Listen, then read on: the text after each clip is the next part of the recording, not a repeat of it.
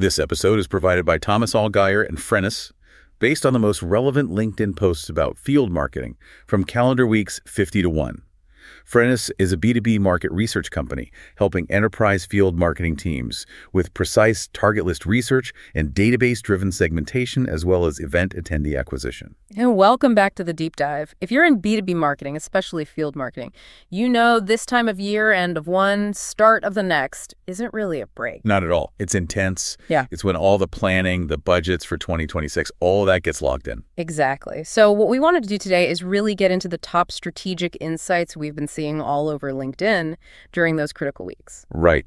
This is your shortcut to what the top minds in this space are focused on right now. We're looking past the tactical checklists and digging into the big strategic shifts. And as we sifted through all the sources, three big ideas really start to converge. First, events are back, but as core go-to-market infrastructure, not just line items.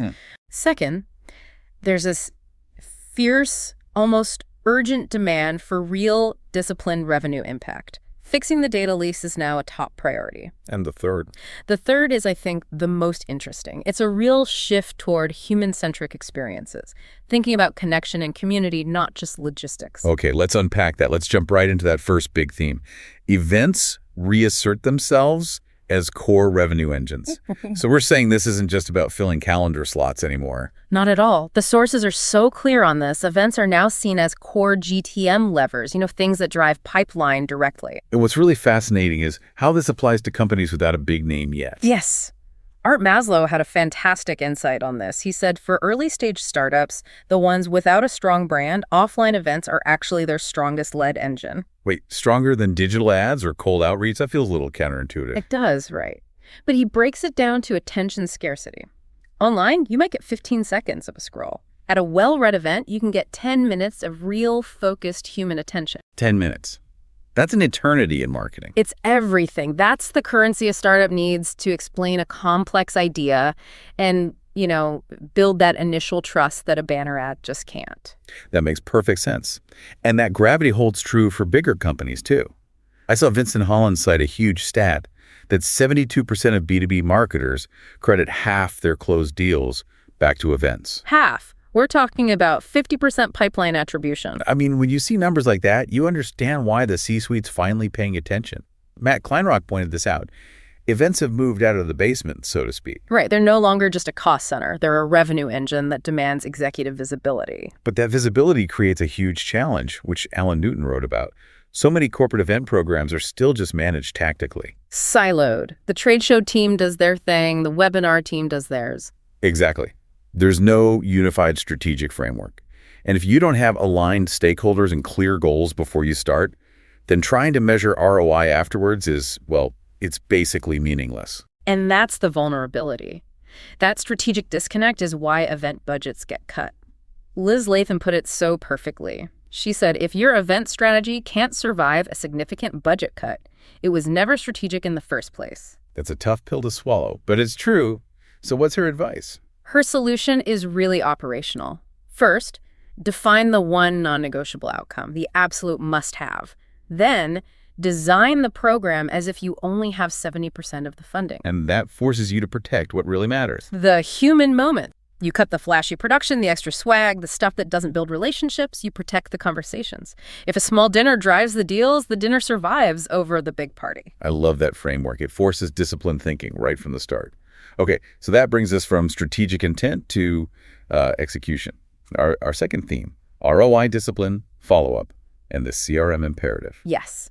If theme one was about smart investment, this one is all about preventing leakage. And the single biggest failure point over and over in the sources is weak or non-existent follow-up. Imad 8 El Arabi had a great line for this. He called it actively sabotaging your own ROI.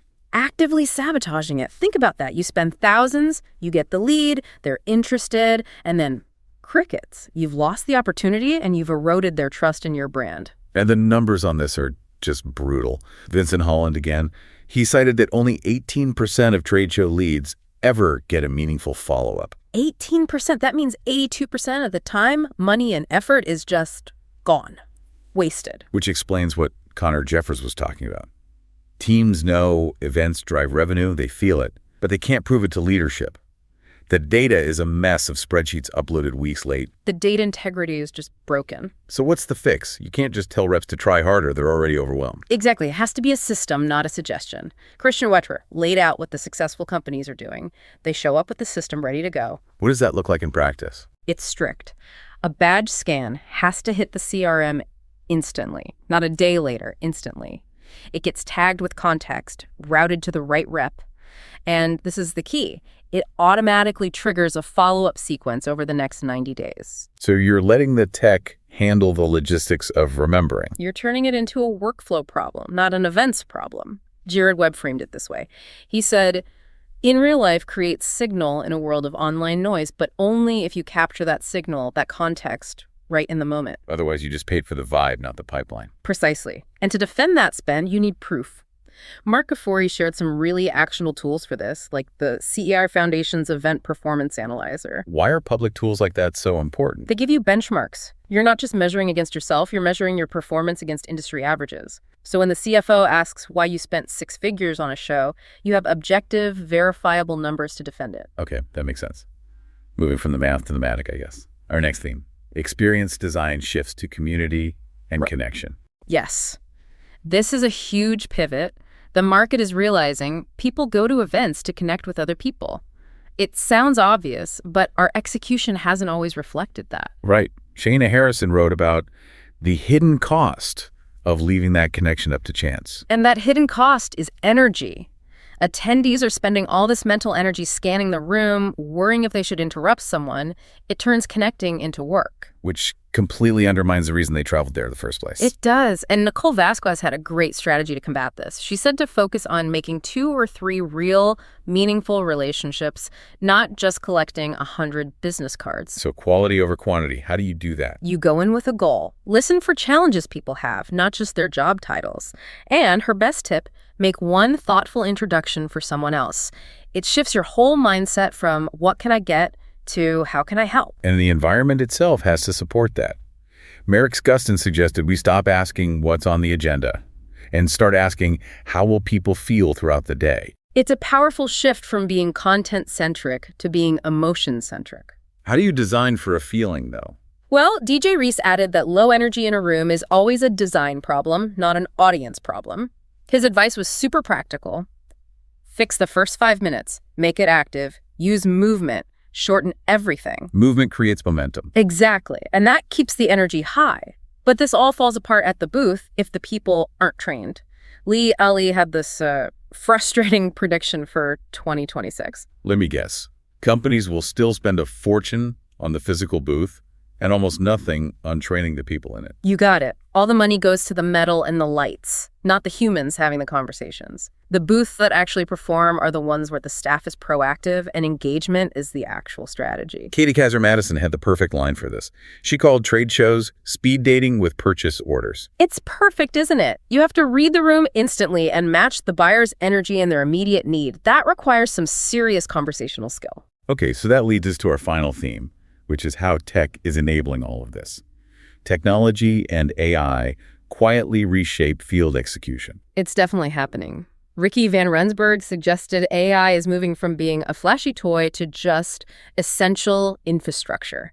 It's removing friction where organizers are already feeling the pressure. And the market is certainly betting on it. We saw those huge back-to-back acquisitions. Cvent buying Goldcast for nearly $300 million. And then ON24 for another $400 million right after. That's $700 million. That's a massive signal. What does it mean? Asaf Schuster and Randy Selman both interpreted this as Cvent wanting to own the post-event moment. They aren't just buying AI features, they're buying durable content engines. Durable content engines. Unpack that for me. It means the value of an event now lives on long after it's over. That live session has to be instantly converted into reusable assets. Clips, summaries, sales notes, things that generate marketing signals for months. If you're not doing that, you're already behind. And this is creating entirely new roles. Jonathan Kazarian talked about the event engineer. A systems architect, someone whose only job is to make sure the data flows cleanly between registration, the CRM, analytics, all of it. Which is so necessary. Dalia El-Ghazar argued for a language shift, too. From event tech, which sounds like a silo, to tech for events. An integrated ecosystem, not just another tool. So let's bring it down to the booth level. How is AI changing that one-on-one interaction? Sean Pickett detailed a great example with AI advisors. This is about extending human capacity. Instead of a rep handling every single person who walks by, an attendee can scan a QR code and talk to an AI. And the AI does what? Pre-qualifies them. Exactly. It asks the initial questions, captures their intent, and screens them. So the human reps, they get to focus only on the high-value, pre-qualified live conversations. The AI hands them a ready-to-go prospect with context. That's a game changer. It turns chaotic lead capture into an intelligent, scalable system. It really is. So when we put this all together, what does it mean for you, the listener, as you're finalizing those 2026 plans? The core lesson here seems crystal clear. It is. The future of field marketing is relational, it's measurable, and it has to be strategically orchestrated from start to finish. We're moving past just counting leads and toward creating real, verifiable value. And the mindset shift is maybe the most important part. Absolutely. I think Marisa Cole captured the whole thing perfectly. She said the focus for 2026 should be, if you walk in asking, how do I help our attendees and deliver real value, then you're on the right track. That's it. That's the lens that protects your budget, drives ROI, and ultimately builds loyalty. If you enjoyed this deep dive into the state of field marketing, new episodes drop every 2 weeks. Also check out our other editions where we've explored account-based marketing, go-to-market, channel marketing, MarTech, social selling, and AI in B2B marketing. Thank you so much for tuning in. We really appreciate you letting us walk you through these insights from the front lines of B2B. Be sure to subscribe so you don't miss the next one.